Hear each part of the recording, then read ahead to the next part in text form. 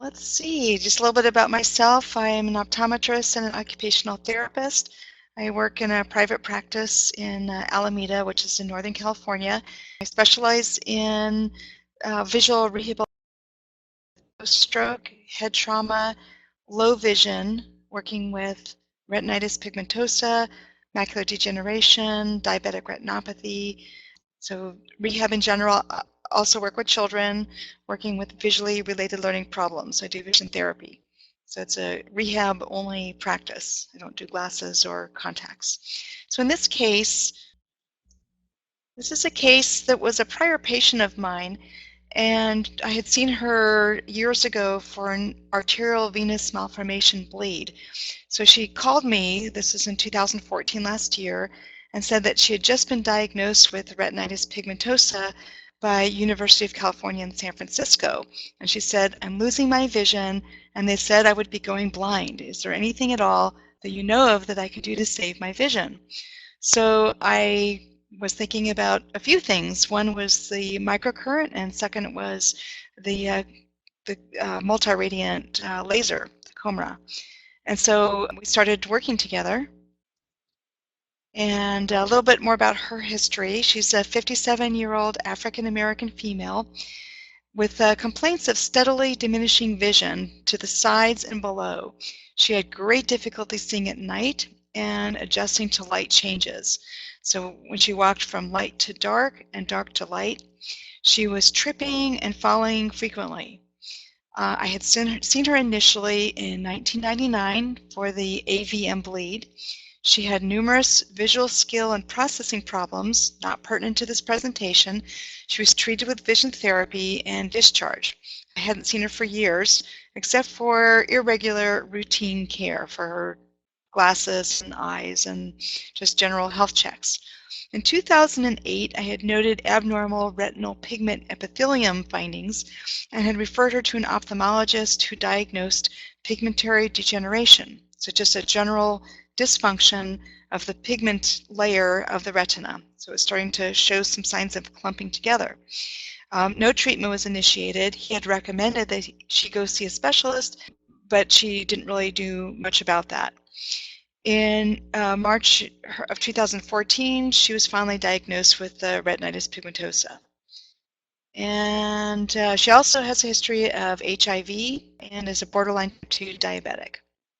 Her initial objective findings were her central vision wasn't bad, not 20/20, but just a little reduced, 20/30 minus a couple of letters, 20/30 plus a couple of letters. Her contrast sensitivity function was significantly depressed. So that affects people when they're walking from dark to light and light to dark, just exactly what she noticed.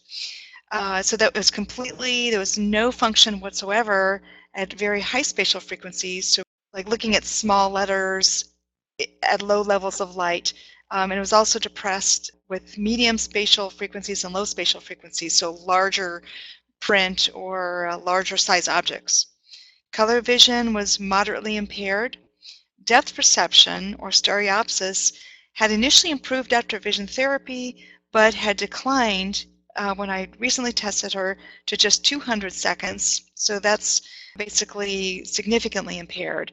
Difficulty with making spatial judgments like stepping off a curb, reaching for things like that. Her Goldmann visual field, which had been done at UCSF, was severely impaired. The OCT, which is the measuring of the thickness of the different layers of the retina, you can get a profile view of how the retina looks, was also showed severe loss of some of the layers of the retina, outer retinal layers, throughout the macula, throughout the peripheral retina, although there were small islands of vision within the macula that were preserved. An ERG was also done, which is the electroretinogram, which is measuring impulses directly from the retina to see what kind of activity there is, and this was showing severely reduced levels below normal. So overall findings: severe diffuse outer retinal dysfunction affecting both the rods and the cones, atypical scalloped gyrate atrophy. The ophthalmologist at UCSF thought she might have a choroidemia, And but overall, her vision loss was consistent with retinitis pigmentosa. She's atypical in that there is a lack of family history, and disease course in general was atypical.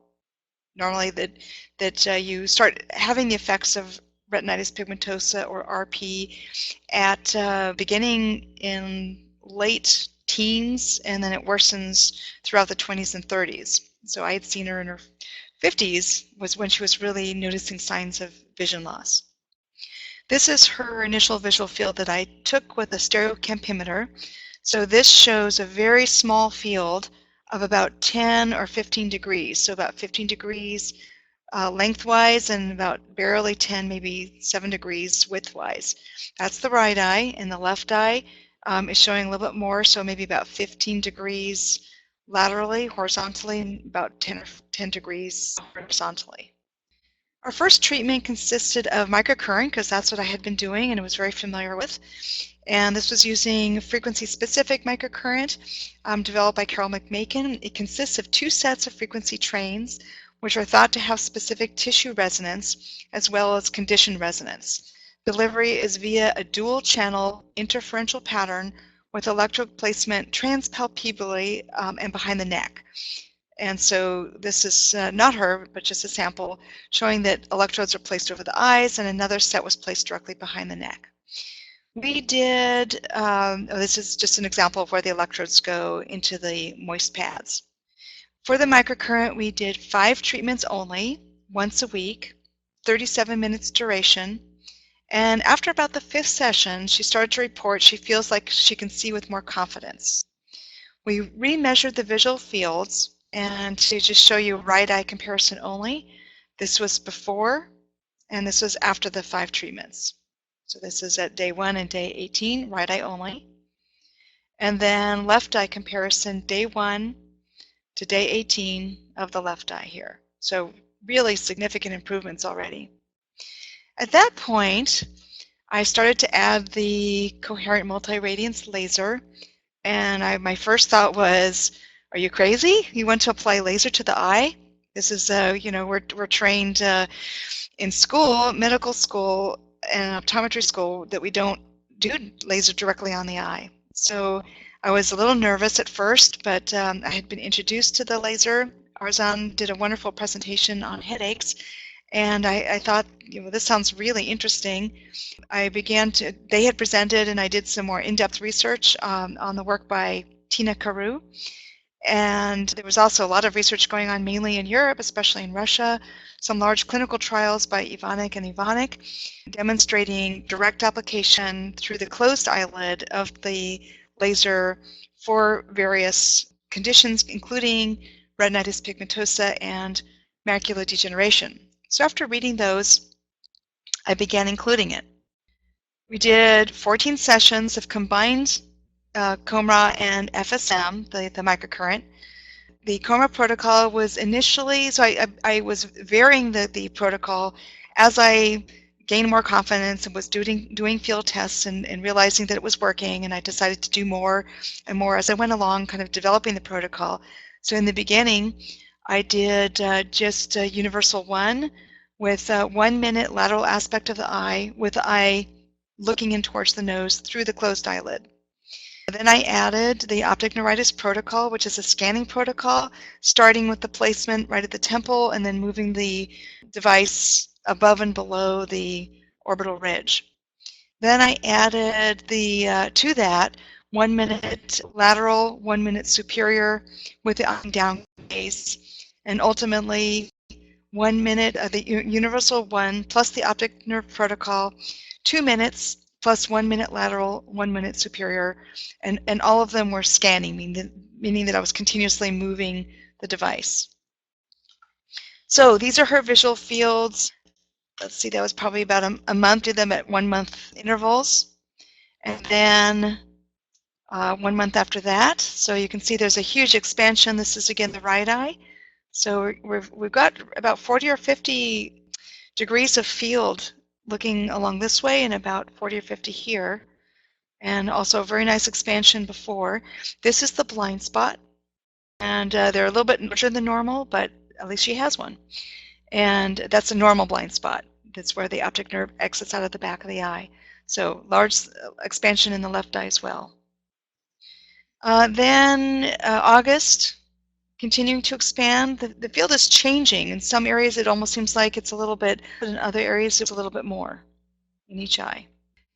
This is the test of contrast sensitivity in the before condition. The red is the right eye, the green is the left eye, and the normal range is this shaded area here, so severely below normal. And then at the final testing in August was all within normal range, which is just stunning. This was the Goldman field that was done by UCSF before and after. And what she had initially was just a tiny target, a 1 millimeter target, is this area right here. They also did a 4 millimeter target here initially, right eye before and then afterwards. So this is the corresponding 1 millimeter area, and this is the 4 millimeter target. So this is an external documentation of improvement. And then this is the left eye. This spot here was the 1 millimeter target. Left eye before, 1 millimeter target after, and the 4 mil target before, 4 mil target after. So again, documenting externally huge improvement. Subjective comments. Early on, she was saying, I'm feeling better emotionally, feels like peripheral vision is increasing on the side, I'm definitely seeing better on the side. Later on, I'm seeing better inferiorly, tripping over things less, depth perception is getting better, I can walk down the steps with much better speed and confidence. Summary of improvements, best corrected visual acuity increased to 20/20 in each eye, expanded visual fields via stereo campimeter and Goldman, normalized contrast sensitivity, stereo depth perception improved from 200 seconds to 63 seconds, so almost normal. Color vision shows definite improvement, still missing 2 plates on blue-yellow, and the OCT had not been repeated at UCSF because no changes were expected. ERG repeated at UC Berkeley, some improvements, some responses are now present, especially to the 30 Hertz flicker that were flatlined initially. Definite subjective improvements. And then we had decided after that to back off and do treatments every 2 weeks instead. However, we found that things did not, the field began to decline, and we reduced, so we decided to begin to apply them twice a week to see if we could get some gains again. She definitely was getting reducing fields. So there has been, since then, we've been doing twice a week treatments. There has definitely been some recovery back to initial gains, but we never got back to the initial gains that we had originally back in August. Just to understand that this disease is progressive, and we hope to be able to continue to hold on to her remaining vision for as long as possible by doing this treatment. Are there any questions on this case? Lori, just maybe for a context, what's the normal or typical prognosis on this condition, RP? Yes, the fields start by slowly decreasing on the side until they're left with nothing but tunnel vision, and then the tunnel vision disappears and they're completely blind. So that's the normal, and that can occur slowly over years. Yeah, I'm not sure exactly how long that can take, but it typically can take years to decline. Okay, thank you. So this is something really unusual or extraordinary, this kind of recovery. We would never expect to see improvement at all. The ophthalmologist at UCSF is really pleased with the response, and that's an outside observer, an objective observer.